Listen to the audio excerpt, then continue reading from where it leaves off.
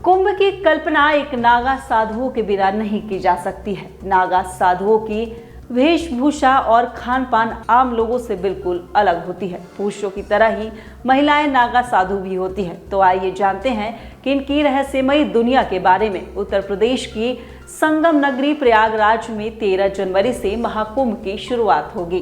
13 जनवरी से महाकुंभ शुरू होगा और 26 फरवरी तक चलेगा। 1.5 महीने तक चलने वाले महाकुंभ में गंगा, यमुना और सरस्वती के त्रिवेणी संगम पर आस्था की डुबकी लगाने के लिए 40 करोड़ श्रद्धालुओं के आने की संभावना है। महाकुंभ में बड़ी संख्या में साधु संत संगम में स्नान करने के लिए मील दूर से पहुंच रहे हैं। सनातन धर्म में साधु संतों का काफी महत्व है। हालांकि कुंभ में आने वाले नागा साधु लोगों के लिए सबसे ज्यादा आकर्षण का केंद्र होते हैं। कुंभ की कल्पना तक नागा साधुओं के बिना नहीं की जा सकती है। नागा साधुओं की वेशभूषा और खान पान आम लोगों से बिल्कुल अलग होती है। पुरुषों की तरह ही महिलाएं नागा साधु भी होती हैं। महिला नागा साधु भी अपने जीवन को पूरी तरह से ईश्वर को समर्पित कर देती हैं। नागा साधुओं की रहस्यमय दुनिया के बारे में सभी लोगों ने जरूर सुना होगा, लेकिन महिला नागा साधुओं का जीवन सबसे निराला और अलग होता है। गृहस्थ जीवन से दूर हो चुकी महिला नागा साधुओं की दिन की शुरुआत और अंत दोनों ही पूजा पाठ के साथ ही होती है। इनका जीवन कई तरह की कठिनाइयों से भरा होता है।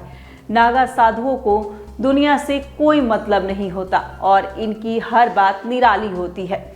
महिला नागा साधु बनने के बाद सभी साधु साधनियां उन्हें माता कहकर पुकारती है। माईबाड़ा में महिला नागा साधु होती हैं, जिसे अब विस्तृत रूप देने के बाद दशनाम सन्यासिनी अखाड़ा का नाम दिया गया है।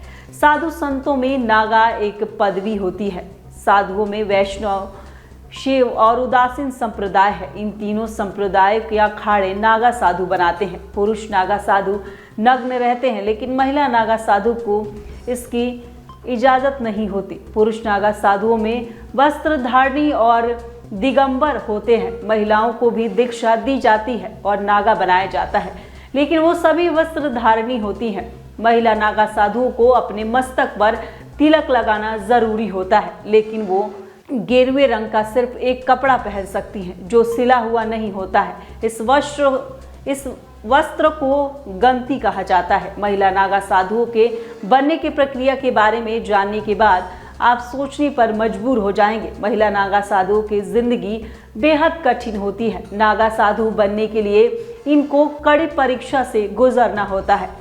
नागा साधु की सन्यासिनी बनने के लिए 10 से 15 साल तक कठिन ब्रह्मचर्य का पालन करना जरूरी होता है।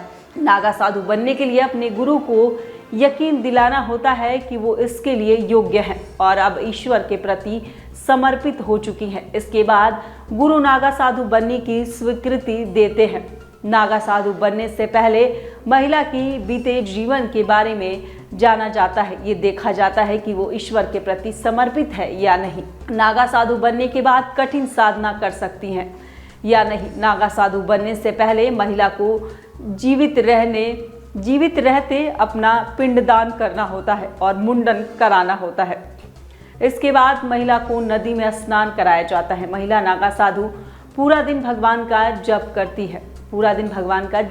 है और सुबह ब्रह्म मुहूर्त में उठकर शिव जी का जाप करती है। शाम को दत्तात्रेय भगवान की पूजा करती है। दोपहर में भोजन के बाद वो शिव जी का जाप करती है। अखाड़े में महिला नागा साधु को पूरा सम्मान दिया जाता है।